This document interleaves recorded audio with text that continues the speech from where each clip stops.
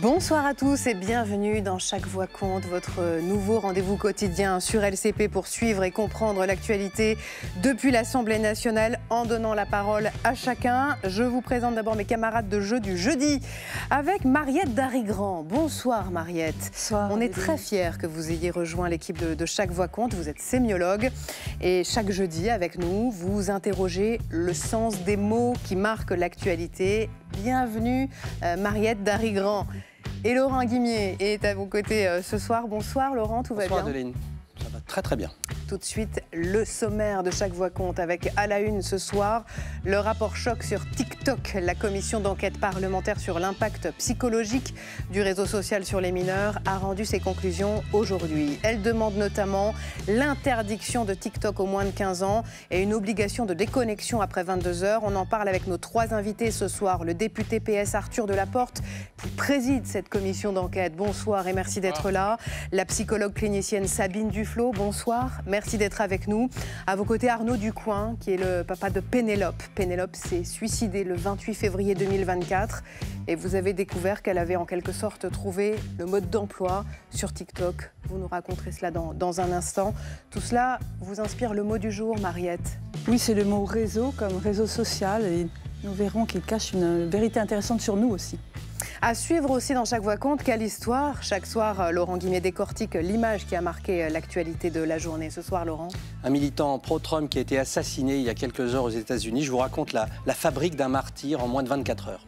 Dans la deuxième partie de Chaque Voix compte, place à la question qui fâche. Ce soir, faut-il taxer les riches? Nous attendons bien sûr vos questions en flashant le QR code qui s'affiche sur votre écran. On va en débattre avec Léa Balagel-Mariki, députée écologiste de Paris, Martin Garagnon, porte-parole de Renaissance et Jonas Haddad, porte-parole des Républicains. Voilà pour le menu de ce soir. Installez-vous confortablement. Chaque voix compte. C'est parti.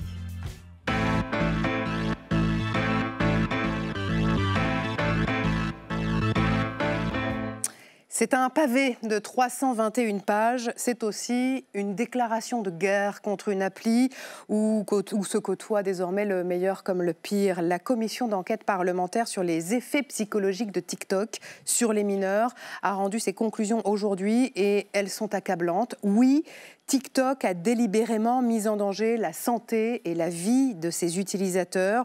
Voilà ce que vous écrivez Arthur Delaporte après avoir présidé cette commission au cours de laquelle vous avez entendu pas moins de 178 personnes.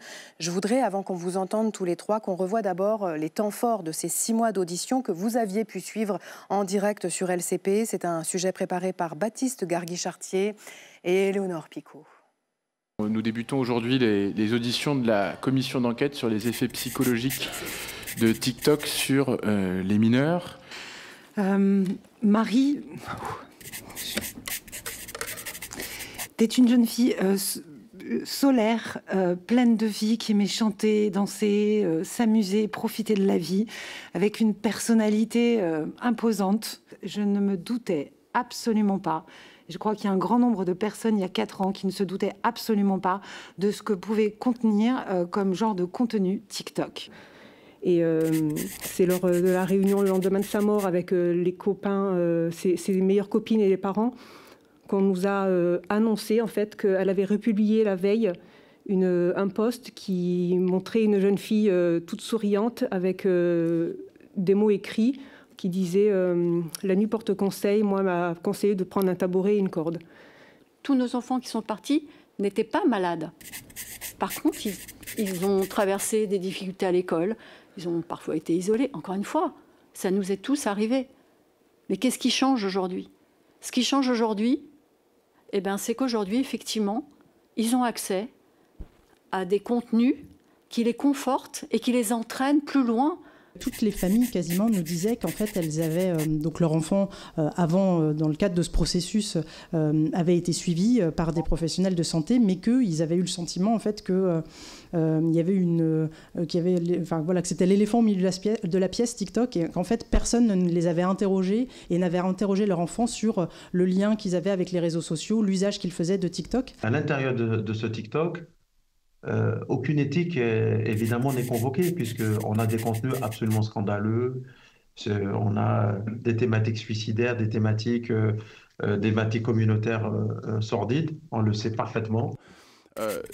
après vos études, si vous trouvez qu'il y a des effets psychologiques sur les mineurs sur TikTok et qu'il faut par exemple augmenter l'âge d'accessibilité, eh ben je serai le premier à être de votre côté. Je ne suis pas super à l'aise avec l'idée. En fait, c'est pour deux raisons. Déjà, j'ai des questions sur l'ordre pratique et la façon pratique et technique de le faire. Je finis mon propos, s'il vous plaît. Je vous disais... Au revoir, monsieur. Voilà. Bonne journée. Je finis mon propos.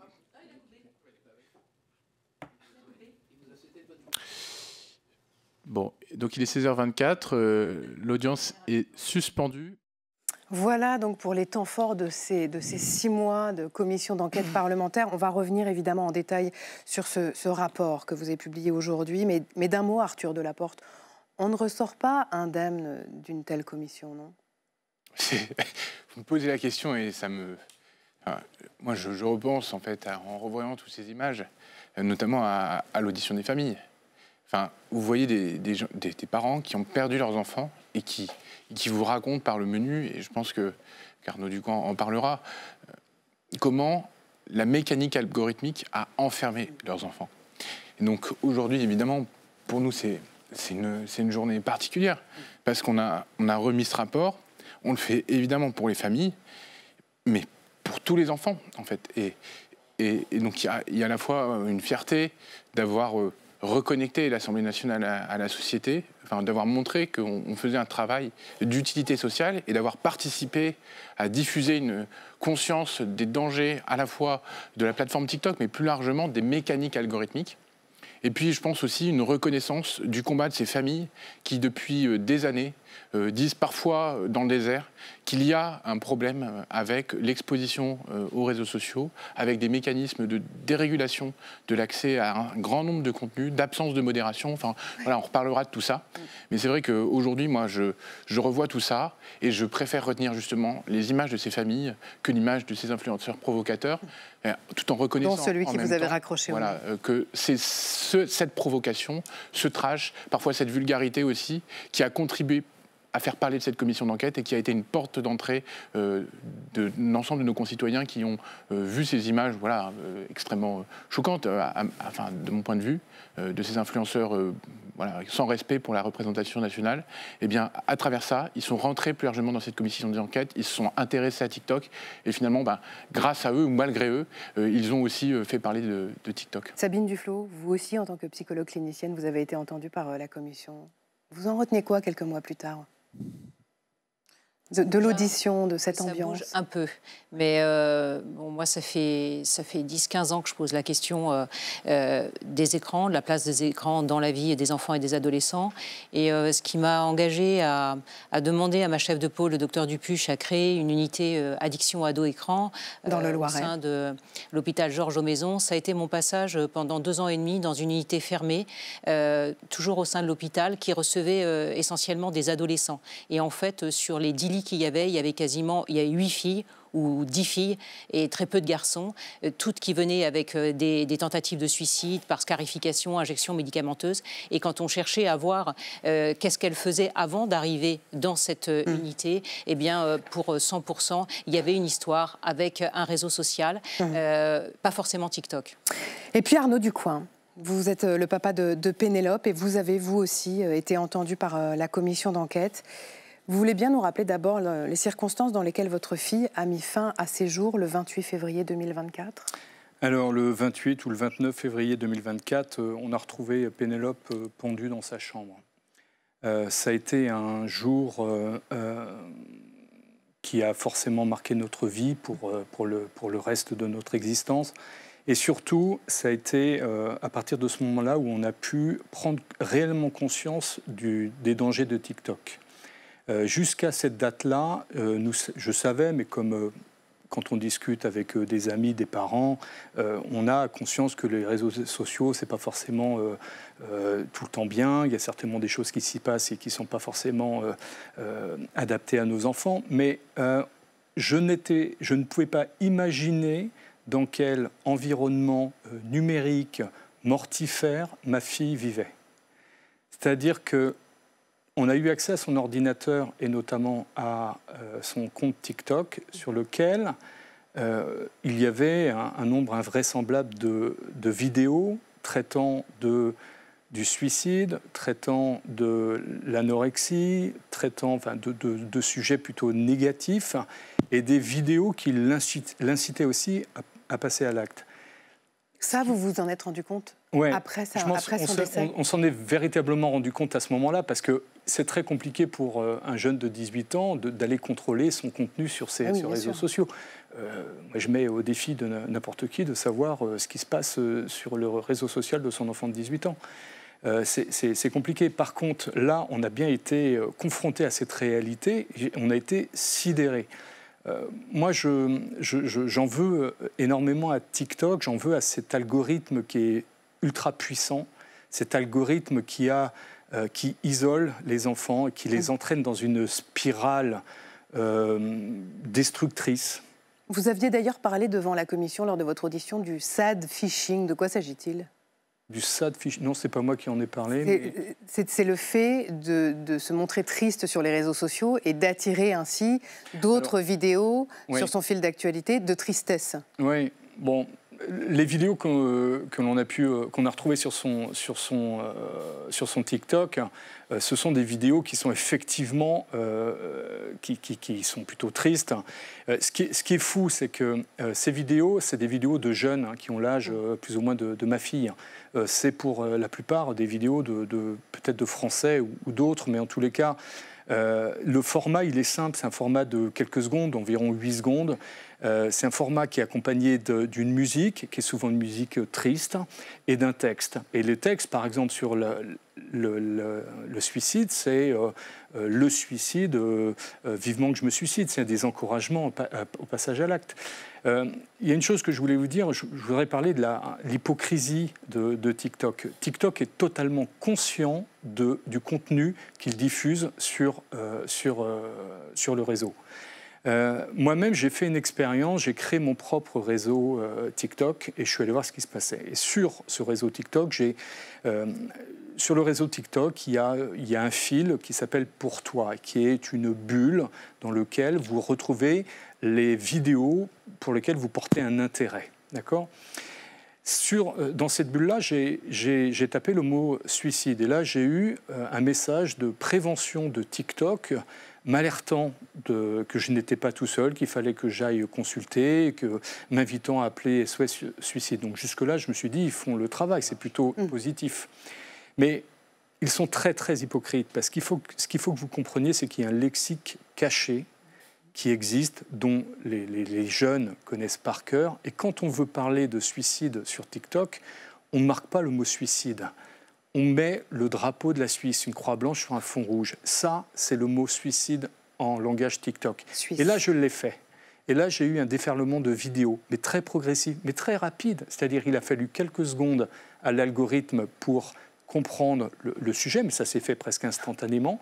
Et là, il y a eu un flux de vidéos de plus en plus noires qui sont arrivées. Même chose pour les scarifications, il faut mettre zèbre, il faut prendre l'icône du zèbre pour faire ça.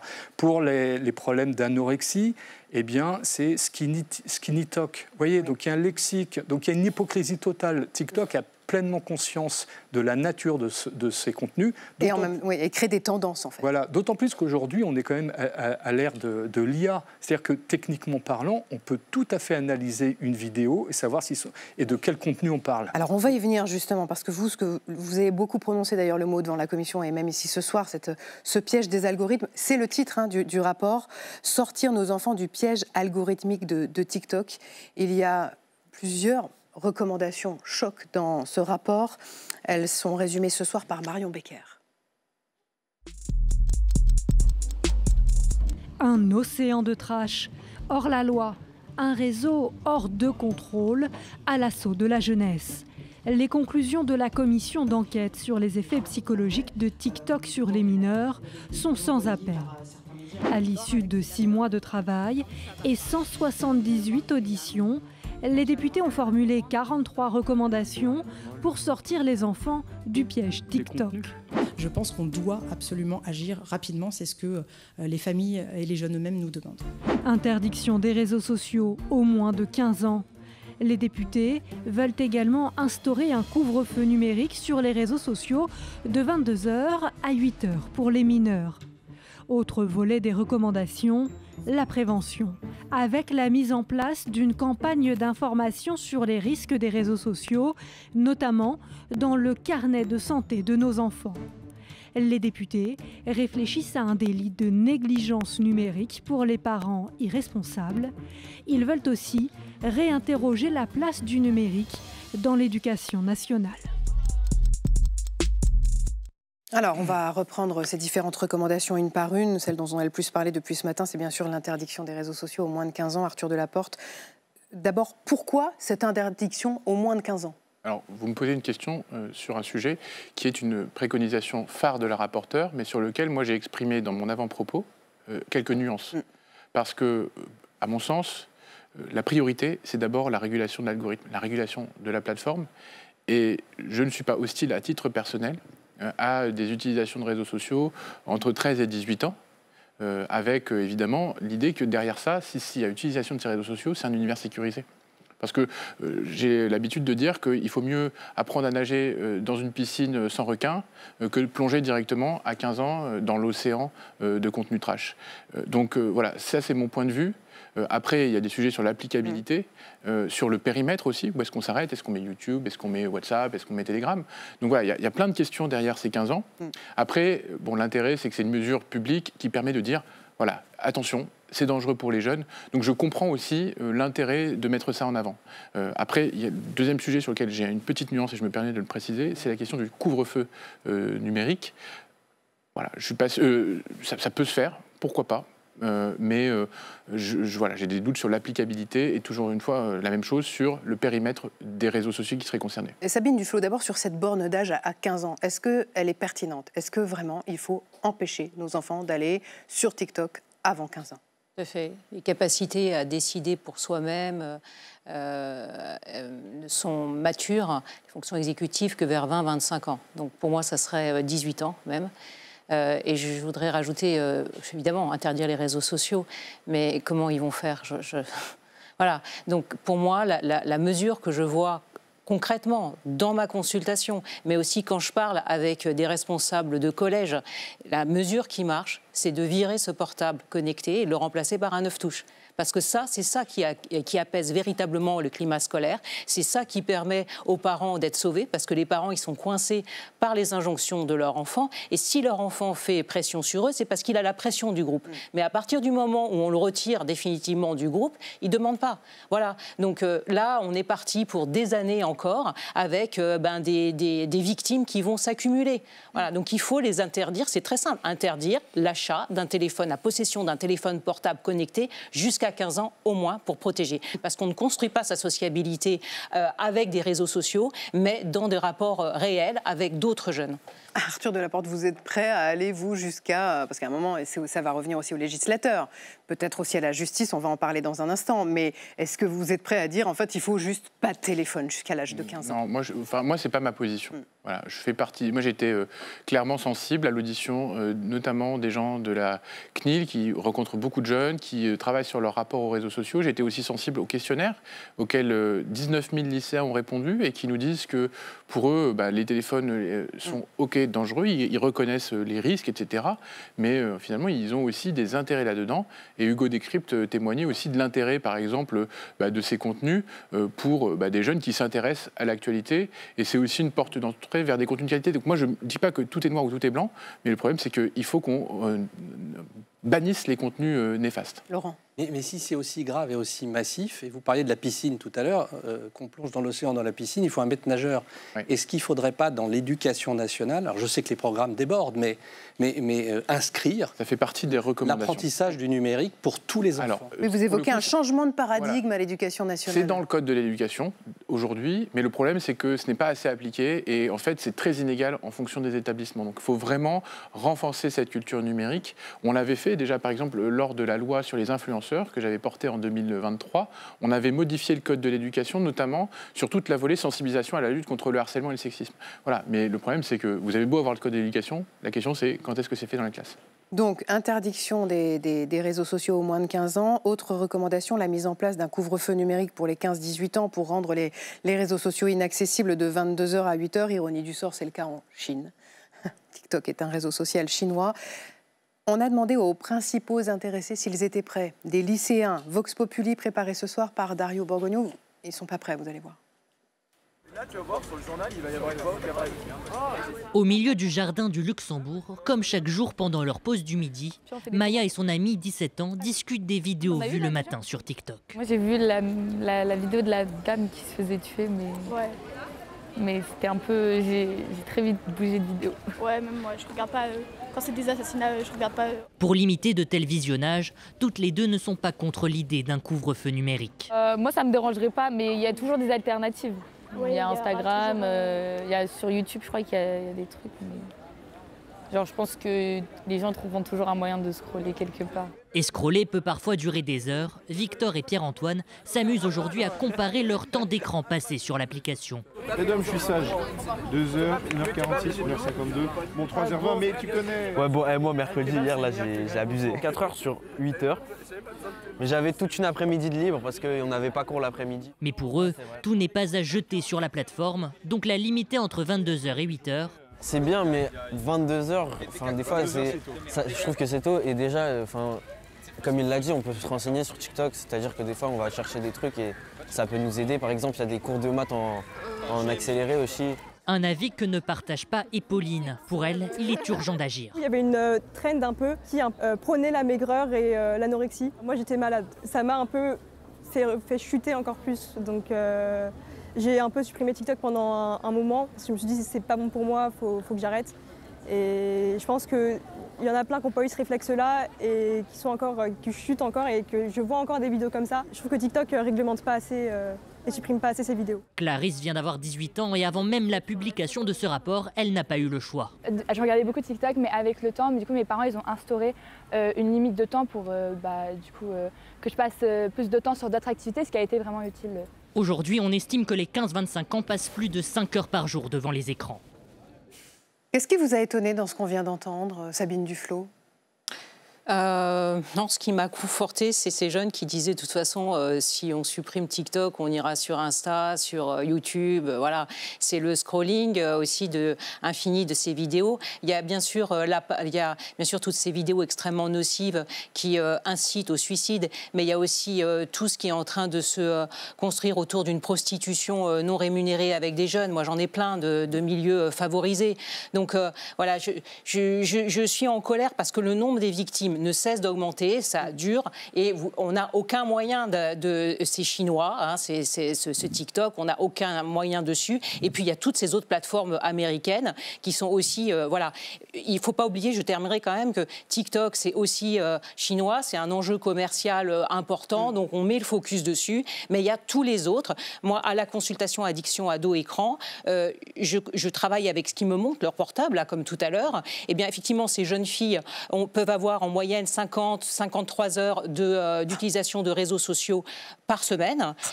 TikTok est souvent en tête, mais juste derrière, il y a Snap, il y a Insta. Voilà, donc et ces autres réseaux sociaux, ils bavent devant TikTok. Donc ils feront la même chose. Sabine Duflot, vous avez publié ce livre, Il ne décroche pas des écrans pour aider les parents, justement. On entend un peu parler des parents dans la bouche des lycéens qu'on a interrogés. Ils disent « Ouais, mais moi, mes parents, ils m'ont mis une limite de temps sur mon écran. » Vous leur dites quoi aux parents qui viennent à votre consultation, qui arrivent forcément à cette consultation avec des cas sans doute extrêmes? Mais comment vous les aidez? Déjà, le contrôle parental, on le supprime parce qu'en 2 tutos ou en discutant avec le copain, il est sauté. Donc ça, c'est sûr. Mais surtout, je fais un état des lieux du gamin, voilà, qui va de moins en moins au collège, ou n'y va plus, qui a fait je ne sais combien de TS et de tentatives de suicide. Et ça, pour les filles, pour les garçons, c'est plutôt une expression externalisée de la violence. Et là, je regarde les usages des parents aussi, c'est très important hein, de regarder les usages des parents. Ensuite, je vais donner des recommandations qui valent pour toute la famille, c'est-à-dire une limitation drastique de l'utilisation du portable. Les parents ne doivent pas l'utiliser en présence de l'enfant. Voilà, c'est aussi simple que ça.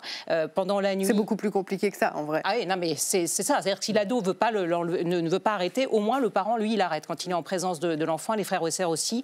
Et la nuit aussi, c'est coupé. Pas simplement je l'éteins, mais je le remets ailleurs parce que c'est la nuit qui a les usages les plus dangereux, où l'adolescente peut être connectée avec des majeurs ou d'autres dans d'autres pays, ou des activités aussi de prostitution qu'on a de plus en plus. Voilà. Et dans les cas extrêmes, on le retire complètement. Moi, j'ai des adolescentes qui m'ont dit « ma mère m'a sauvée, mon père m'a sauvée parce qu'il me l'a retiré. Il m'a retiré ce portable, mais ça a valu 1 an de colère, de guerre à la maison. De guerre, non. Enfin, les adolescentes font plus la gueule, enfin, elles font l'amour. Mais ensuite, elles m'ont dit « voilà, elle m'a sauvée. » Voilà. Et donc, c'est pour ça que c'est ce qu'il faut faire. En tout cas, c'est ce qui marche. Arnaud Ducoing, vous aviez essayé de lui enlever son téléphone à Pénélope? Oui, on avait essayé, mais c'était mission impossible. Par contre, on avait adopté depuis tout le temps la limitation de l'utilisation du téléphone, notamment à partir de 21h le soir, où ils devaient nous remettre leur téléphone. Bon, après, les enfants, ils arrivent à se procurer aussi d'autres téléphones par ailleurs sans qu'on le sache. Un vieux téléphone qu'on pensait obsolète a été remis en route et ça nous a échappé. Donc ça veut dire qu'il faut enlever tous les médias, tous les accès Internet possibles. Ça peut être la tablette, l'ordinateur, mais peut-être aussi une console de jeu. Donc ils sont assez malins pour pouvoir se connecter autrement. Depuis la console. Donc moi, je suis assez favorable à ce couvre-feu numérique à 10h parce que ça va nous aider, nous, parents, parce que c'est comme ça, il n'y a pas le choix. Hein, c'est la règle des 5 C. C'est con, mais c'est comme ça. Voilà. Les parents ont besoin du législateur. Voilà. Les parents, parce que sinon, ils sont seuls. Ils sont absolument seuls, quoi. Donc, ils ont absolument besoin d'une législation pour pouvoir se reposer dessus. Oui. Et je voulais rebondir aussi sur l'âge de 15 ans. Moi, je suis en l'état actuel des choses, avec un TikTok qui ne bouge pas, qui est conscient de la dangerosité des contenus, mais qui ne veut pas bouger. Eh bien, si on peut, par l'intermédiaire de l'Europe, je pense à la DSA, de pouvoir bien couper le réseau. On a la possibilité, techniquement, de pouvoir arrêter le réseau de TikTok. Moi, je pense qu'à un moment, il va falloir taper fort. On va aller jusque-là, vous pensez, Arthur Delaporte? Ça fait partie, pour le coup, des préconisations que je fais dans mon avant-propos. C'est-à-dire que si les plateformes, parce que le problème c'est que qu'est-ce qui fait que les jeunes restent sur les plateformes? Pourquoi est-ce qu'on y passe 4 heures? C'est parce qu'il y a ce scroll infini, c'est parce qu'on peut défiler les vidéos. On revient toujours à l'algorithme. Si on stoppe le scroll infini, si on stoppe l'algorithme addictif, et ben en fait on passe moins de temps sur la plateforme, ça c'est objectif. Et derrière, si la plateforme fait son travail de modération, on passe moins de temps. Donc le vrai sujet, c'est pourquoi les plateformes construisent des designs addictogènes, parce qu'il y a un modèle économique, donc il faut les taper au portefeuille. Moi je suis pour la mise en place d'un principe pollueur-payeur, je suis pour le fait qu'à la fin, en effet, si les plateformes ne font pas leur boulot, ça vaut pour TikTok et ça vaut pour les autres, et ben à la fin on les coupe. Voilà, on les coupe et objectivement, elles feront leur boulot, parce qu'il y a des risques réputationnels et parce qu'il y a des milliards d'argent. C'est pour ça que vous avez décidé de saisir la justice aujourd'hui même? C'est pour ça que, compte tenu de ce que dit le rapport, de ce que disent les 800 pages d'audition, et j'invite celles et ceux qui n'en croient pas leurs yeux ce soir, qui découvrent peut-être des choses, à aller lire les comptes rendus, à la fois des auditions des familles, à aller lire aussi l'imposture, je le dis clairement, de TikTok, qui est venu pendant 7h25 d'audition. On les a auditionnés non-stop, on les a confrontés à des images que l'on a mis en annexe de la commission d'enquête pour dire voilà ce qu'on a sur TikTok. Et ils nous disaient on fait du mieux qu'on peut. On parlait tout à l'heure de l'émoticône zèbre. Vous savez, quand on tape le zèbre et qu'on trouve des contenus suicidaires, ça fait 3 mois qu'on a auditionné TikTok. Quand on tape zèbre encore aujourd'hui sur TikTok, on trouve toujours des contenus qui incitent à la scarification. Donc oui, il y a une inaction coupable de TikTok. C'est pour ça que j'ai considéré qu'il y avait une mise en danger par complicité active de la vie d'autrui. Et donc j'ai saisi la procureure de Paris ce jour pour dire qu'il était, à mon sens, possible d'engager une action judiciaire. Et également, sur un deuxième fondement, je pense que TikTok s'est moqué de nous pendant l'audition, qu'ils nous ont dit qu'ils n'avaient pas connaissance des reproches qu'on pouvait faire, notamment que TikTok savait qu'il y avait des failles, notamment sur l'exposition des mineurs à des contenus problématiques. Et donc, le fait d'avoir menti devant une commission, c'est pénalement répréhensible également. Et d'ailleurs, TikTok a réagi cet après-midi en rejetant catégoriquement, je cite, la présentation trompeuse de la commission parlementaire française. Les députés français cherchent à faire de notre entreprise un bouc émissaire face à des enjeux qui concernent l'ensemble de la société. Ce qui est vrai, c'est que c'est un enjeu social. Ça ne concerne pas TikTok. Mais par contre, TikTok a une responsabilité éminente. C'est la plateforme la plus problématique. Je vais donner la parole à Mariette Darrigan parce que vous suivez bien sûr la discussion avec beaucoup d'intérêt depuis tout à l'heure. Et vous vouliez revenir ce soir sur un mot qu'on a beaucoup prononcé là. C'est le mot réseau. Oui, le mot réseau, bien sûr, vous l'avez prononcé. Alors c'est un mot très français, c'est une particularité. Le réseau social, bien sûr, digital, vient des États-Unis, inventeurs d'Internet, mais eux ne disent pas réseau social, les Américains, ils disent social media. Donc c'est pas tout à fait la même chose, et c'est cette différence qui m'intéresse, et je pense qu'elle répond à un certain nombre de problèmes. Alors pourquoi dit-on un média social? Parce que c'est des nouveaux médias, donc une forme de modernité. Ça a été ça au départ, les réseaux, hein, c'est-à-dire on va parler différemment que de la vieille télé ou de la vieille presse, etc. Donc il y a une prime à la modernité d'une part et à ce que les Américains adorent, c'est-à-dire la liberté d'expression. Donc tout ça, ça rend la chose très positive. Alors bien sûr, il y a des problèmes qui sont apparus et on est entré dans l'ère des fake news, etc. Mais je crois que même aux États-Unis, il y a un bénéfice un peu positif à la chose parce qu'elle est sociétale. Alors que nous on parle de réseau. Voilà. C'est pas exactement la même chose qu'un média. C'est pas un média, et en plus le réseau, vous allez voir, l'histoire du mot nous raconte que c'est du côté de l'individu et donc du côté des souffrances et des émotions. Alors le mot réseau, quand on en fait l'histoire, il est très intéressant parce qu'au départ il est extrêmement concret. C'est quoi le réseau? C'est le filet, Adeline, c'est le filet du pêcheur. Ah bon? Ça vient de là? Le filet, ça vient de là, ret. On disait ret? En ancien français, voilà, ça vient du latin, et puis ensuite on a dit res, re, pour ceux qui ont lu un peu d'ancien français le savent, et à ce moment-là, le filet, il est jeté dans la mer pour capturer les poissons. Ces mailles sont extrêmement serrées. Une fois qu'on est pris dans la nasse, on ne peut plus en sortir. Bon, donc vous voyez déjà une idée intéressante. Ensuite, au XVIIe, si on fait l'histoire, le mot va dans la tragédie. Donc Racine, par exemple, l'utilise énormément. Et qu'est-ce que c'est ce réseau? Ça peut être du regard, ça peut être du mot, ça peut être les feux de la passion qui font souffrir, qui peuvent conduire à la mort. Phèdre, c'était celle qui avait reçu le plus les regards captivants de son amour Hippolyte, et ça l'a conduit où on sait. Et c'est cette acception du mot réseau qu'on retrouve aujourd'hui? Je crois qu'il faut, oui, je crois que c'est ce sens classique très dangereux que l'on retrouve, et je l'ai retrouvé dans ce que vous avez tous les trois dit, cette analogie, c'est-à-dire que ce sont des images, ce sont des lumières qui séduisent les jeunes, surtout les jeunes quand ils sont dans ce moment émotionnel très fort. On leur donne un discours très visuel, les mots eux-mêmes sont des codes, des émoticônes, des choses visuelles, et là, à ce moment-là, ils peuvent être captifs. Alors bon, nous, le mot réseau, il peut avoir son intérêt. Adeline, quand vous avez besoin du réseau pour télétravailler, ça c'est la technique, ou un réseau de relationnel. Hein. Mais nous sommes aujourd'hui en train de voir que le mot, en France, mais ça fait partie de la prise de conscience, je crois, du travail politique, le mot est en train de devenir complètement négatif. Il veut dire addiction, il veut dire piège, il veut dire éventuellement la mort. Donc c'est une question de sécurité, et à mes yeux, c'est une question éminemment politique. Merci beaucoup, Mariette, et merci à tous les trois. En préambule de votre rapport, Arthur Delaporte, vous rappelez la devise officielle de TikTok, inspirer la créativité et apporter de la joie. On en est désormais bien loin. Merci infiniment à tous les trois d'avoir été sur ce plateau de Chaque Voix compte ce soir. À suivre dans Chaque Voix compte toute autre chose. La question qui fâche ce soir, faut-il taxer les riches? On va en parler avec nos trois prochains invités. Léa Balage-El-Mariki, députée de Paris et porte-parole des écologistes. Martin Gagnon, porte-parole de Renaissance. Et Jonas Haddad, porte-parole des Républicains. Ils vont venir s'installer sur ce plateau dans un instant. Avant cela, c'est Quelle histoire? Et c'est Laurent Guimier.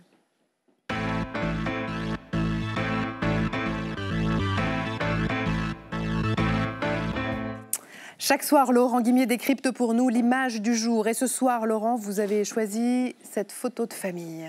Oui, l'image de cette petite famille américaine qui a été relayée des centaines de milliers de fois sur les réseaux sociaux depuis ce matin. On reste dans le sujet des réseaux sociaux. Lui, c'est Charlie Kirk. Elle, c'est sa femme Erika et puis leurs 2 enfants âgés de 1 et 3 ans. Ce nom, Charlie Kirk, il était complètement inconnu de ce côté-ci de l'Atlantique ce matin. C'est un activiste pro-Trump, frange dure du mouvement Make America Great Again.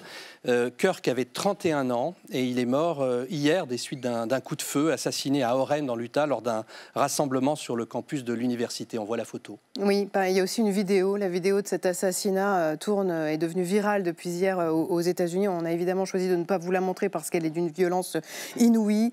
C'est évidemment bien plus qu'un fait divers, Laurent. Oui, et parce que Donald Trump en personne a pris la parole pour, permettez-moi l'expression, donner le là, en proposant dès hier soir son cocktail de communication préféré, une dose de polémique pour une dose d'émotion. Écoutez. He fought for liberty, democracy, justice and the American people. He's a martyr for truth and freedom. Vous l'avez entendu, le président américain, il insiste sur les motivations politiques du tueur. Tueur qui, à l'heure actuelle, n'a pas été pincé et qui n'a pas laissé de revendications. Mais de facto, puisqu'il parle depuis le bureau ovale, le président l'a décrété, Kirk est un martyr, je le cite, dont la définition du dictionnaire, martyr, c'est une personne qui meurt, qui souffre pour une cause. Et ce statut de martyr est largement repris depuis par l'Amérique de Donald Trump. Oui, c'est allé à la vitesse de la lumière, à la vitesse des réseaux. On en parlait il y a quelques minutes. Mais si Kirk est devenu aussi rapidement le martyr de l'Amérique de Trump, c'est parce qu'il possédait les 2 cordes numériques majeures dont on doit disposer là-bas. Une empreinte très puissante. Il a été suivi par près de 4 millions de personnes sur YouTube et 7 millions sur Instagram. Et puis, une radicalité redoutable sur le réseau. Dans un de ses derniers messages, c'était avant-hier, je crois, il s'attaque avec virulence à l'auteur d'un crime qui choque l'Amérique depuis quelques jours. Kirk, c'était ce type de discours. Et donc ce diptyque puissance-radicalité lui avait dû se faire remarquer très tôt par le clan Trump. On voit la première photo de Trump et Kirk en 2019, lors du premier mandat. C'est difficile ce soir de ne pas faire un parallèle avec ce qui était arrivé à Donald Trump l'année dernière lors de la campagne présidentielle. En fait. Oui, c'est cette tentative d'assassinat le 13 juillet 2024 en Pennsylvanie, une scène de crime en plein air là aussi. Vous vous souvenez qu'à l'époque, Donald Trump avait été considéré par beaucoup comme un miraculé. On a un miraculé d'un côté, un martyr de l'autre. Alors la métaphore religieuse cimente beaucoup le discours du clan MAGA. Et puis il y a la jeunesse. J.D. Vance, le jeune vice-président américain, 41 ans, pariait sur Kirk. Pour lui, il incarnait déjà l'après-Trump, peut-être, cette génération qui maîtrise parfaitement les codes du digital et qui ont donc peut-être aussi les clés des prochaines élections aux États-Unis. Et puis, juste une dernière chose, Adeline, ce soir, c'est le 11 septembre. J.D. Vance, le vice-président, devait se rendre aux commémorations des attentats à New York. Voyage annulé. Il vole ce soir vers le chevet de la famille de Kirk dans cette Amérique en feu qui réussit à fabriquer un martyr en moins de 24 heures. Merci Laurent. Tout de suite, on passe à la question qui fâche.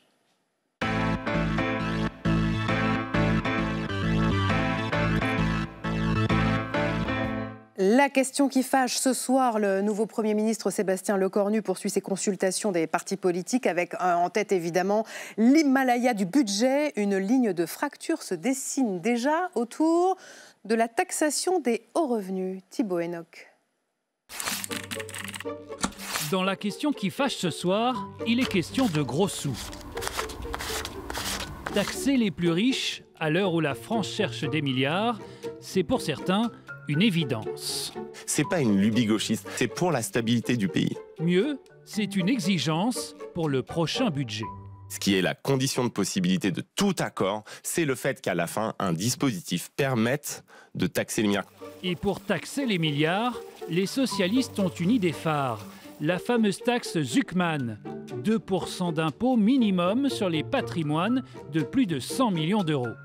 2%, c'est peut-être un détail pour vous, mais le problème c'est que pour la droite, ça veut dire beaucoup. Est-ce que vous êtes OK pour la taxe Zuckman ? Mais non, c'est une mesure d'abord anticonstitutionnelle. Pour une raison très simple, nul ne doit être obligé de se séparer de son patrimoine pour payer l'impôt. La seconde des choses, c'est que ça conduira à l'exil fiscal.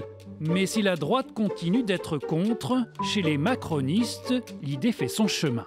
Il va falloir, oui, faire des pas les uns vers les autres. Aujourd'hui, beaucoup plus que l'année dernière, nous sommes un certain nombre à être prêts à discuter sur le sujet de la taxe Zuckman. Je pense qu'il faut ouvrir une discussion. Voilà donc le débat ouvert sur le plan politique, mais aussi économique. Une récente étude montre ainsi les effets contrastés d'une taxation des grandes fortunes. Un exil fiscal limité, mais des risques d'optimisation qui font s'évaporer une grande partie des bénéfices attendus. La question qui fâche est donc celle-ci, faut-il taxer les riches ? Eh bien, on va la poser à nos trois invités. Bonsoir Léa Balagel-Mariki. Bonsoir. Merci d'être avec nous aux côtés de Martin Garagnon. Et Jonas Haddad. Bonsoir. À tous les deux. Merci d'être là. On a entendu là déjà deux positions qui paraissent déjà irréconciliables, avec d'un côté Gérard Larcher qui estime qu'une taxe sur les hauts revenus est une illusion, et de l'autre Raphaël Glucksmann qui en fait la base de tout accord. On va faire un premier tour de table. Léa Balagel-Mariki, vous dites quoi? C'est taxe Zuckman ou rien, ou c'est taxe Zuckman ou peut-être une autre taxe, mais en tout cas un impôt sur les plus hauts revenus? Permettez-moi de dire que tout d'abord, je me réjouis qu'on puisse enfin parler de justice fiscale dans ce pays. Et on le fait pour deux raisons. Tout d'abord parce que le déficit public augmente, parce que les services publics sont à l'os, mais aussi parce qu'il en... Finalement, c'est une question de survie politique, que ce soit pour les macronistes ou pour les républicains. En réalité, ils ont attendu tout ce temps pour nous parler de justice fiscale et commencer à mettre ce sujet dans le débat public. La question, ce n'est pas seulement celle de la taxe Zuckman, c'est aussi en réalité tout un système qui marche sur la tête. Il a été révélé au début de l'été qu'il y avait 211 milliards d'euros d'aides publiques sans aucune condition qui sont versés aux entreprises, à travers notamment des cadeaux fiscaux qui sont faits à ces entreprises sans aucune contrepartie en termes de maintien de l'emploi, transition écologique. On pourrait même atteindre les 270 milliards. C'est des révélations d'un livre, Le Grand Détournement, qui est à paraître dans les prochains jours. Donc en réalité, on a bien un problème de recettes en France. Il nous manque des recettes pour boucler un budget qui nous permet non seulement de préserver nos services publics, mais aussi d'investir dans la transition écologique, le maintien de l'emploi local et bien entendu soutenir toutes les collectivités locales. On vous a entendu. On a un problème de ce côté-là. On a aussi un problème de stabilité politique, enfin d'instabilité en l'occurrence en ce moment. Il va falloir trouver un accord. Il va falloir s'entendre pour faire passer ce budget et sortir de l'instabilité politique. Raphaël Glucksmann disait on peut discuter des modalités, de l'assiette, du montant. Est-ce que vous, les écologistes, vous êtes prêts aussi à en discuter et à aller jusqu'où ? Mais la question de la taxe Zuckman a déjà été adoptée à l'Assemblée nationale. Il ne faut pas refaire un débat qui a déjà eu lieu à l'Assemblée nationale. Ça a été adopté, ça a été rejeté par le Sénat, mais il reviendrait au Premier ministre, au ministre du Budget, peut-être de s'emparer d'un dispositif qui a été voté. C'est la première fois qu'on vote une recette à l'Assemblée nationale, puisque tous les budgets sont passés par 49.3. Donc en réalité, on a eu un moment démocratique où on s'est exprimé avec une Assemblée hautement légitime puisqu'elle a été élue il y a moins d'un an au moment où nous discutions de la taxe Zuckman en février dernier. Martin Garagnon, Sébastien Lecornu est en pleine consultation. Est-ce que, de ce que vous en savez ce soir, il est prêt à donner ce gage à la gauche, que ce soit la taxe Zuckman ou qu'elle s'appelle autrement ? Alors, nous, vous savez, chez les macronistes, on n'a pas de tabou. C'est ce qui fait aussi notre marque de fabrique en politique. On est prêt à aborder toutes les questions sans tabou, sans posture idéologique. Cette question qui fâche, puisque c'est le titre de votre émission, à mon sens, elle ne peut pas se poser sans poser aussi d'autres questions qui fâchent. C'est-à-dire que se contenter de poser la question « faut-il taxer les riches ?» c'est pour moi une posture de confort intellectuel. Ça veut dire on élimine d'ores et déjà a priori d'autres questions qui conviendraient de se poser aussi. Alors vous, c'est quoi les autres questions qui fâchent ? Sur la structuration de la dépense publique, sur notre volume de dépenses publiques, sur l'efficacité de notre dépense publique.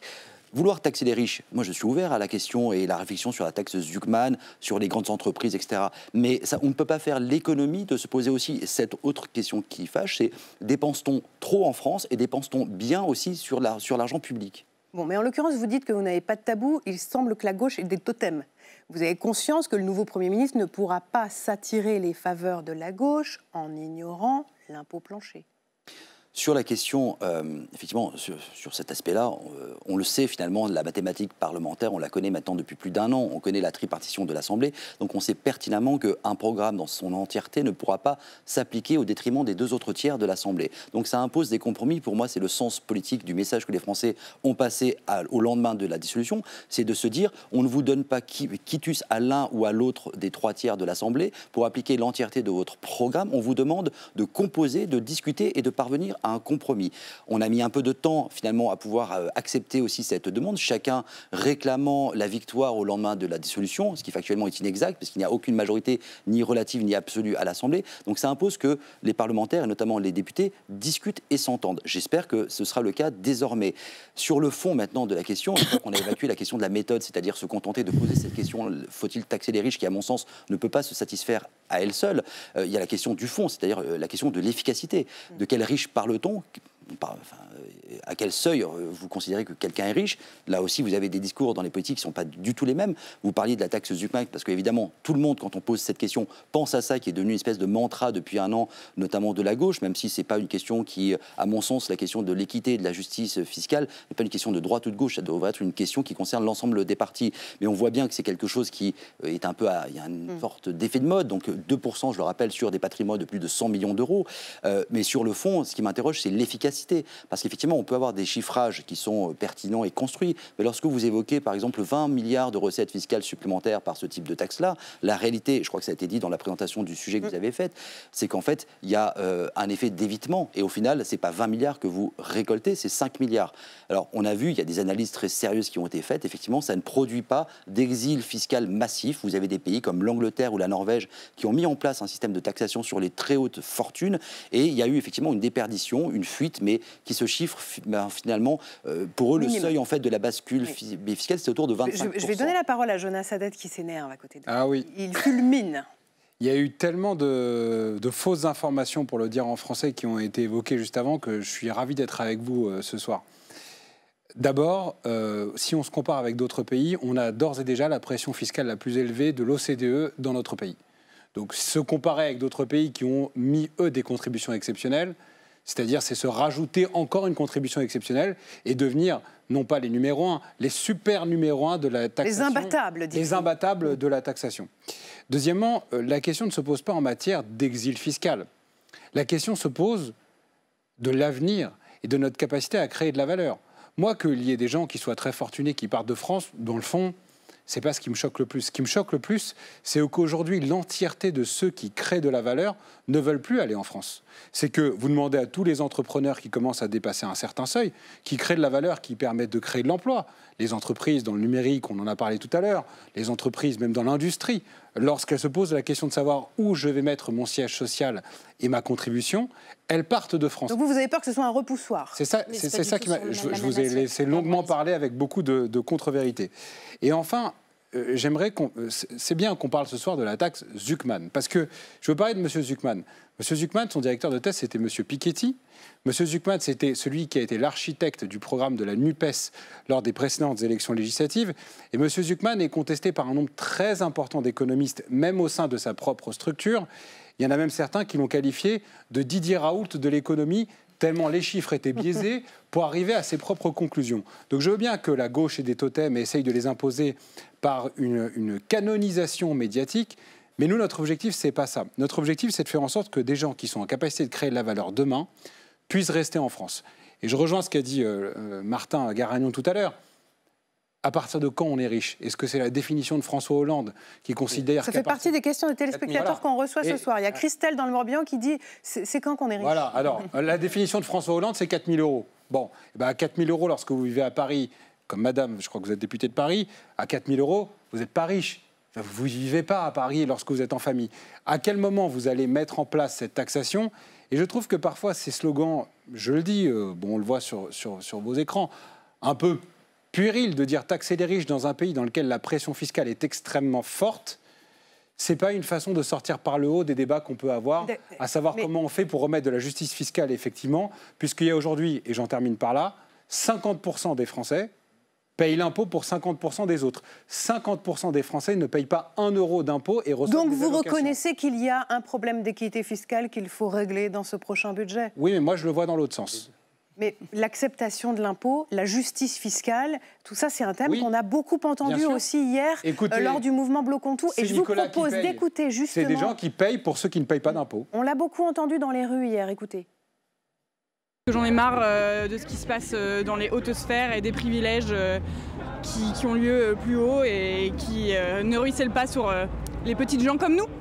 Je trouve que ces derniers mois, il y a eu vraiment un déni de démocratie. Des taxes comme la taxe Zuckman qui n'ont pas été votées alors qu'elles permettraient d'être quand même d'avoir plus de justice sociale dans notre pays. On voit bien que les fortunes, elles ne font qu'exploser. Il y a toujours des nouveaux milliardaires qui apparaissent en France. Voilà, nous, on n'attend absolument rien d'un gouvernement. Alors encore moins si c'est un Sébastien Lecornu. Aujourd'hui, on nous dit on n'a plus d'argent. La moitié de nos richesses actuellement sont concentrées vers les 500 fortunes de France. Il y a un moment donné où on a de l'argent. Il faut juste savoir où le prendre. Voilà, c'était hier dans les cortèges du mouvement Bloquons tout. Je vous voyais encore sourire. Oui, mais parce que je trouve, et je félicite mes camarades de gauche, parce que je trouve que ces jeunes sont extrêmement bien formés pour répéter le mantra de la gauche, alors que je rappelle que le mouvement du 10 septembre, initialement, était lancé par un restaurateur qui se plaignait d'être trop fiscalisé. Donc encore une fois, la gauche et l'extrême gauche a pris un mouvement populaire, comme les Gilets jaunes à l'époque, l'a détourné à son profit pour faire en sorte d'entendre des choses de certaines personnes qui, à mon avis, ne sont même pas taxées. Vous m'expliquerez quand est-ce que le lycéen est taxé et quand est-ce que lui, il a affaire à des grandes fortunes. En fait, mais c'est une mécanique qui est bien rodée. Je félicite en cela mes amis de gauche parce que je trouve que c'est très bien rodé, mais on passe à côté des vrais sujets. Léa Balazs-Mariki. Alors, je voudrais revenir sur une mécanique qui est bien rodée, c'est celle de jeter le discrédit sur vos opposants politiques, comme vous venez de le faire sur M. Zuckman, parce qu'en réalité, vous ne voulez pas... donc vous avouez que c'est un opposant politique. Non, mais contester les faits. Contester les faits. Mais Zuckman est de gauche, donc il faut le dire, il faut l'assumer. Mais j'ai pas de difficulté, je pense qu'il n'aura pas de difficulté à expliquer que sa proposition remet plus de justice fiscale et donc est plutôt orientée à gauche plutôt qu'à droite. Ensuite, sur la question de celles et ceux qui ne payent pas d'impôts, vous confondez tout. En réalité, les personnes qui consomment payent une TVA. Oui. Donc elles sont bien soumises à une contribution qui permet de financer le budget de l'État. Donc ce n'est pas parce que alors que Zuckman dit 50. Ce n'est pas parce que 30% de différence. Ce n'est pas parce qu'on ne paye pas l'impôt sur le revenu qu'on n'est pas taxé comme vous le dites. Ensuite, pour ce qui est du sentiment d'injustice fiscale, ce sentiment de payer beaucoup plus par rapport à certains. En réalité, ce sont les plus riches qui sont bien exonérés de cette contribution que nous faisons toutes et tous auprès du budget de l'État pour financer les services publics, l'école, les routes que nous empruntons tous les jours ou l'hôpital. Les plus riches payent 2 fois moins d'impôts que la plupart des Françaises. C'est faux. D'ailleurs, a été voté et est appliqué. Non, mais parce que vous dites vraiment des choses qui sont fausses. Je ne dis pas des choses qui sont fausses. Martin Garagnon est porte-parole d'En Marche. Il y a une contribution de la Cour des comptes, du Conseil d'analyse économique, que ces éléments. Et je vais terminer parce que non, écoutez, la dernière fois que j'ai fait un plateau avec vous, vous êtes comporté comme un macho insupportable. Donc je vais terminer mon propos. Non, vraiment, véritablement quelque chose. Véritablement, malheureusement, l'heure tourne. Et qu'on vous écoute, attentivement. On voit bien qu'on ne vous mettra pas d'accord. Et on sent quand même ce soir un tout petit mot, Mariette, parce qu'on sent quand même que les carottes sont un peu cuites. Oui, parce que là, on régresse typiquement. C'est typiquement ça, la régression populiste. Parce que qu'est-ce qu'on peut faire devant... Vous avez tous raison, d'une certaine façon, techniquement. On va dans un énoncé qui est fictionnel. Les riches et les pauvres, c'est un énoncé du 19e et des romans populistes du 19e. Vous voulez que je vous dise, on n'a pas fini d'en entendre parler de cette taxe et de cet accord sur le budget qui est loin d'être gagné. Il est 20h25. Merci à tous les trois d'être venus ce soir sur le plateau de Chaque Voix compte. Dans un instant, c'est Débat Doc avec Jean-Pierre Grassien sur LCP. Je vous donne rendez-vous demain sur le Canal 8 à 19h30 pour Chaque Voix compte. Excellente soirée.